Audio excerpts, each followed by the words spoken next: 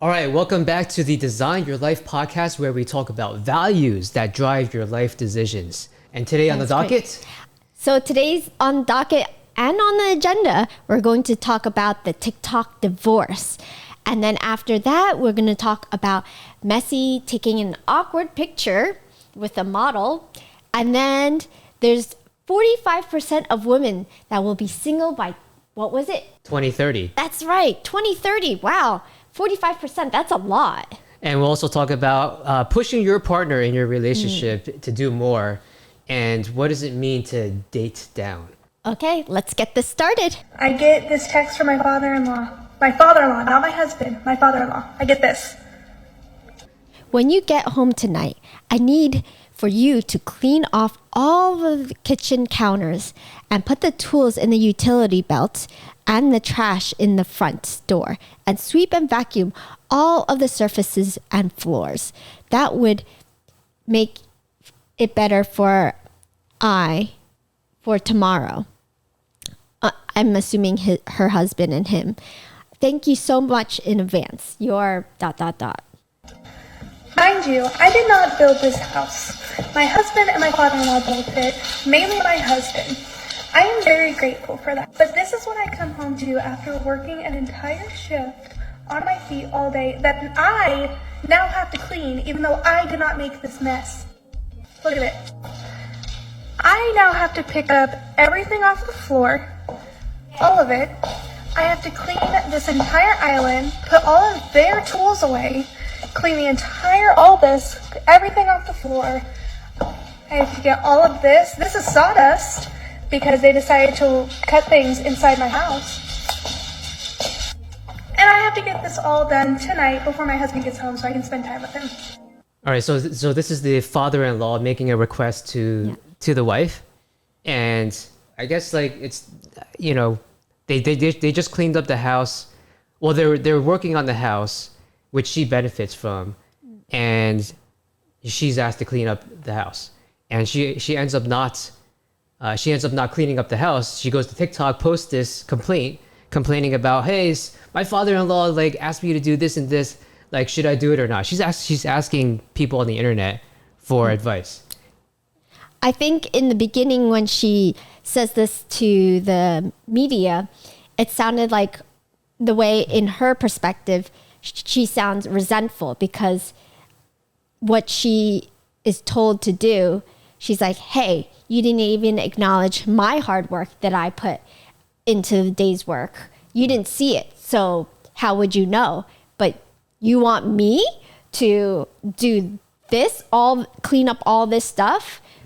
Are you taking me for granted? That's what she is saying in her So head. she's obviously upset that someone made a request to her. It's like, what am I, like your cleaning lady, right? So that's like the Absolutely, attitude. yes. So the question is, if you're in that position, like what's the best way to handle it? Because the way she's handling it resulted in her getting a TikTok divorce, and we'll get into that. But like when someone makes a request, you have to first figure out like who is making their request. Is this a one-time request or is this like ongoing request? And so my guess is in this case, this is a one-time request from the father-in-law. They're working on a house that she benefits from, and then she's pushing back, saying, I'm not your cleaning lady. Like, you guys made the mess, you clean it up. Well, she thinks it's their responsibility. Right. Versus it really should be a team experience, teamwork. Instead of saying, you do this, you do that. Maybe in a softer landing, the father-in-law could have said, hey, when you have the chance or take the time, can you help clean up this mess with us? Or we're too tired, can you help clean it up? We'll get you the next time. Yeah, so this is a very common dynamic. So like one person makes a request, the other person receives the request. So not only do you have to listen about or pay attention who's making the request, how frequently is it, but also like how should you receive it?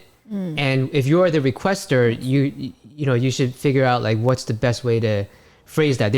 There was no context about how important this thing was, or whether this cleaning up is like, there's a certain time urgency or like a certain level of quality. So there's things the father-in-law could have done better. Yes. But when you're operating in that dynamic, father-in-law is like, you should be seen as higher respect, and you give them the benefit of the doubt. Well, also maybe another suggestion would be, you said the hamburger effect. So can you explain more about the hamburger effect? That is a more productive way of getting through communicating in a more open and effective way.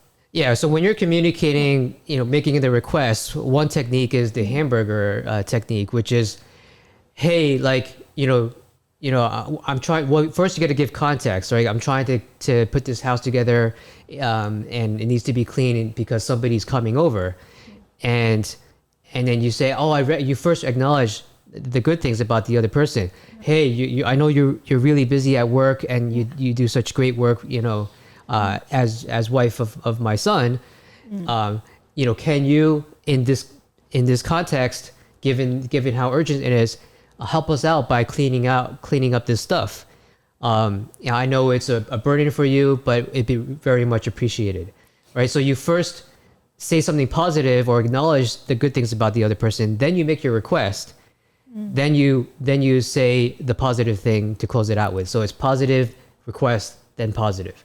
So that's It's more about effect. showing that being empathetic, compassionate, and trying to understand that person from the other side. So when you're making a request or asking for something, you want to put yourself in the other person's shoe, then ask the request. Yeah, so those are some improvements that the father-in-law could have made because he's the one making the request. Correct. Yeah. But in this case, I feel like it's the wife's fault for not receiving it properly. She basically just completely ignored it.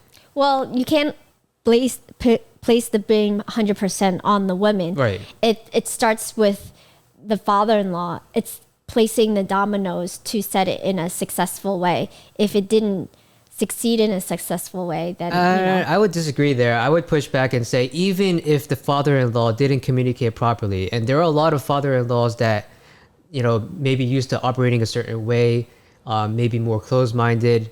So then that's the thing.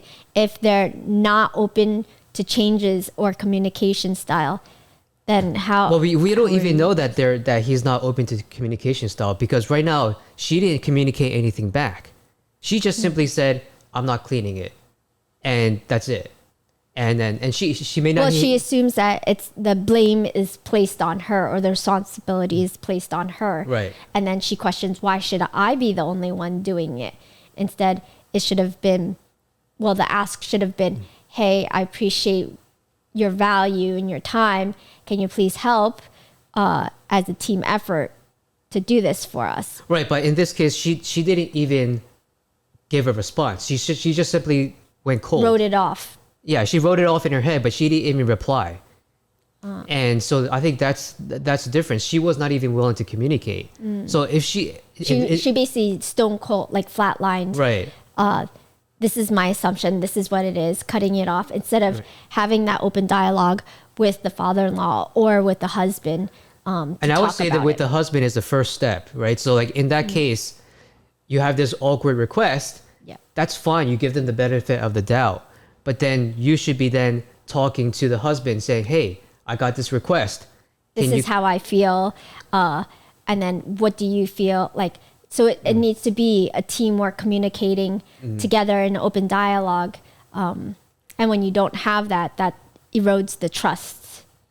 Right. So as a first step, she could have, connected with the husband, get better context of what the request is, figure out how frequent is this? This is a one-time thing. What's the urgency? And then also she can self-advocate. She could talk about, I got a big shift and I don't think I'll be able to meet it, and just express this, self-advocate. But she didn't do any of that. Instead, she went to TikTok. She embarrassed the father and son. Called them publicly. out, basically. Yeah, called them out. Basically, public shaming or canceling them out, as one would. And it also shows she doesn't make decisions herself. She's relying on the web to influence her to decide whether to clean up or not. And it turns out she's very influenced by what everybody else says. And so you got to ask as the husband. Which also, it shows the actions of not fully trusting in your partner. Yeah, so she's not trusting the husband. She's not involving the husband in the communication and self-advocacy. Correct. And she's going to a third party, which is the rest of the world. And that's like embarrasses them. And so as the husband, you gotta ask, can this person make decisions for herself? In the future, if there's bigger problems, is she gonna air that dirty laundry too? And this lady's disrespecting my father-in-law, right? And she's not communicating with me. So like, there's so many things that she's not doing properly by posting this TikTok. Correct. So last night I did not clean the house. You guys really opened my eyes and made me see that like this was not my problem. It's not my thing. There's so much. I bitched to my husband last night and told him that I was really pissed off. And so I get home today and this is what I come home to. A fully cleaned house. They have a little bit of stuff right here, but that's fine. That's it. They organized all their tools, and I didn't have to do a single thing. Either they got the message that was super disrespectful, or they think I'm completely incompetent and they won't ever ask me to do anything again. Either way, win for me. Okay, so either way, it's a win for her. Well, I think because it's already set up in a negative light, that she feels like, oh, since I drilled it into their heads that they are now yielding to my request. But in a way, even though she comes up, I guess, for her higher position. Yeah, so and she thinks she won, basically. She made a request. I mean, she self-advocated saying, hey, I'm not happy with this request. And then they talked it out, and then the next day it's clean, right? So she thinks at first glance that it's her win because she doesn't have to do anything. This is the update. It's not a good one. It's not a fun one. It actually really sucks. But I'm going to keep it short and sweet. We had a long conversation a couple days ago, my husband and I, and we've come to the conclusion that the best thing for both of us is for this to end. So we are getting a divorce. Okay, so just a couple of days of conversation and divorce is the solution. And so initially she thought she came out ahead. Oh, I don't have to do this. But then she's now in a position where she's getting a divorce and he's initiating. Well, you could see it from her face when she's telling the media. She doesn't sound remorseful. She doesn't sound sad. Anybody who's going through a divorce, if you love that person, you would be distraught. You'd be crying. You'd be in tears. And she sounds detached. What are some things that she could have done differently? So like, if you were put in that position, Yes. someone from a higher status, so to speak, status position makes a request, like a father-in-law, and says, can you please, clean up this thing? How's your thinking process through that? I think I would feel the same way she does initially in the beginning. What I would do is go and talk to my husband and ask him what his reasons was reaching out to me instead of for him to reach out to me instead. And what is the thought process of why even in the beginning, and then have an open dialogue, whether I understand it or not. But creating a safe space to have that open dialogue and go from there. Yeah, because her mentality is, this is not my mess. This is somebody else's mess. This is Correct. your mess. You should be cleaning it up. That's how, Instead of a team, it's an I and you instead of us and we. Yeah, so this house benefits her too. I mean, they're married, and she would be able to live in the house. Like why is she just thinking about just herself? Correct. And like how much work she has to do? And she does have some excuse, but she needs to communicate that, saying that like she has a certain shift. Maybe she did, but even so, you have to think about like what are we trying to do? She keeps thinking about, oh, they're building this house, but and she says she's a little bit appreciative of that, but like but like you have to contribute. It's like a team effort. Like, if they do this, then you should find something to do, whether it's cleaning up or something else. And maybe that request is not something that you want to do, but you can figure out some other way to contribute. Correct. So it's more about trying open communication, seeing eye to eye from different sides. It's more, first and foremost, about compassion and empathy. I think those are the things that are lacking in a relationship. You don't have to agree on everything, but to have that open dialogue and to work together to figure out a solution or a compromise. Yeah, so moral of the story is when someone makes a request to you that's awkward, get clarity on what that request is. Like what's the context? Why is it urgent? And then understand how frequently it is, who it's coming from, and then self-advocate. Like, all right, I can do that, but I also have these other things, that are taking up my time or energy. And so you got to self-advocate, and then you got to like talk it out. Or you can also say if someone is asking you to do something and it's a huge feat, which she shows, why don't you ask your partner, hey, I need help with this. This is very overwhelming. Can we do this together? It doesn't have to be a 0 or 100 or black Correct. and white. Like, hey, can I do this portion of it? I have all this stuff going on, but I can do this one portion of it. Can someone else take care of that other portion? Simply, if you just completely write it off, then you're just dismissing them, and then they're going to feel offended. So another problem with this is she escalated it. Like posting on TikTok with a complaint is a form of escalation. So you may not be raising your voice. You may not be like... But your actions are escalating that. Yes. With the consequence of thereafter divorce.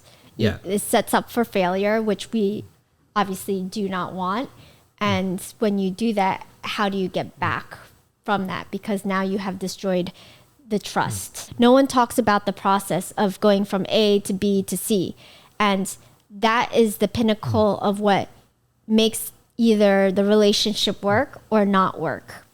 Yeah. So there was no participation in the process. She just simply complained to the husband. Detached herself. Yeah, detached herself, and then woke up the next day, oh, everything's clean. And placed the blame or the accountability and the responsibility onto someone else. Whether you agree or disagree, it's about team effort. Yeah, and what do we keep saying here? If you don't take accountability, there's consequences. Yes. Yeah, so here's the consequence. Right. So like you have to understand, if you push back like that without the proper empathy or process of communication, this could be your consequence too.